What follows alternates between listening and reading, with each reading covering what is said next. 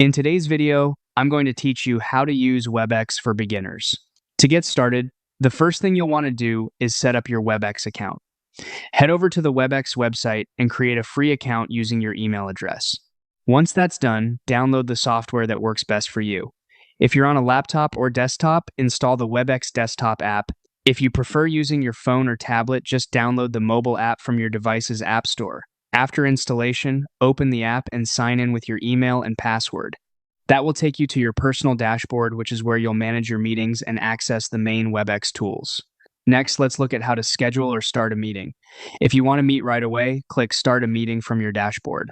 This launches your personal room instantly, which is great for quick calls or unscheduled conversations. If you want to plan ahead, click Schedule, then enter your meeting title, choose the date and time, and add the email addresses of your attendees. If you already organize your day in Outlook, Webex also offers productivity tools that let you schedule meetings directly from your Outlook calendar, which can save time and keep everything in one place. Now, if you're joining a meeting instead of hosting one, there are two simple ways to do it. The easiest method is to click the meeting link in your email or calendar invitation, which will let you join through your web browser. You can also open the Webex app, enter the 9-digit meeting number from the invitation, and click Join. Once you're in a meeting, it's important to know the basic controls. Use the microphone icon at the bottom of the screen to mute or unmute yourself.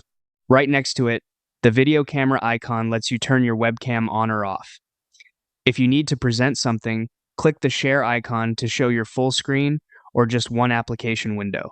And if you want to send messages or see who's in the meeting, use the icons on the right-hand panel to open the chat or participant list.